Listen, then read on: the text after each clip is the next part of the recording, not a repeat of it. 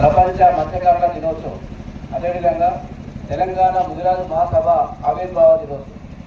తెలంగాణ ముదిరాజు మహాసభ ప్రపంచ మత్స్యకారుల దినోత్సవం నవంబర్ 21 నాడే 2014లో ఆవిర్భవించింది.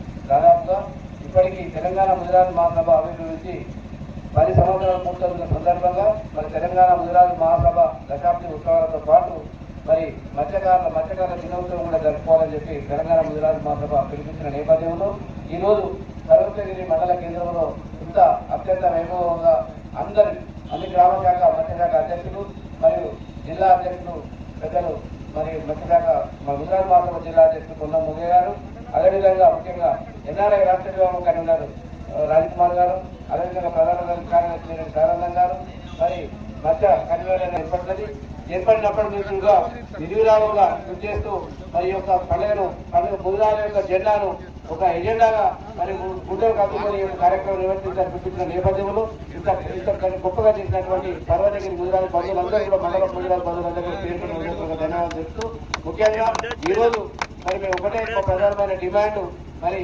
ముదిరాజులను బీసీ నుంచి బీసీఏ కలిపే కార్యక్రమం.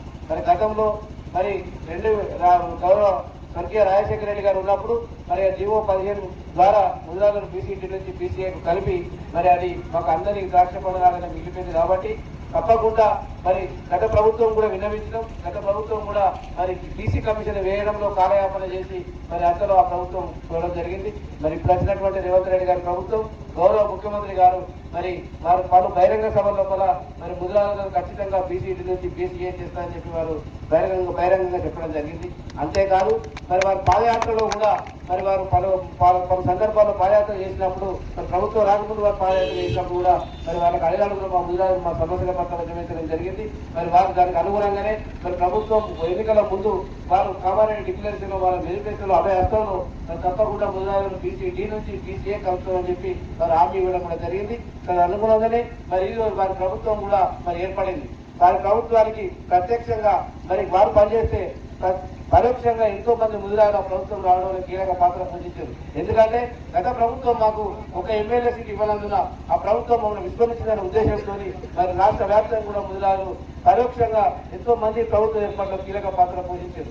ఓట్లు వేయడం కాదు, ఓట్లు వేసే వాళ్ళు ఎంతో మంది ముదిరాజులు ఈ ప్రభుత్వం పాల్గొనడం కీలక పాత్ర పోషించారు. మరి మాకు రాజకీయంగా తక్కువ మంది ఉండడం వల్ల మేము చేసిన కీర్తి మేము పడ్డ కష్టం బయటికి రాకుండా ఉన్నది.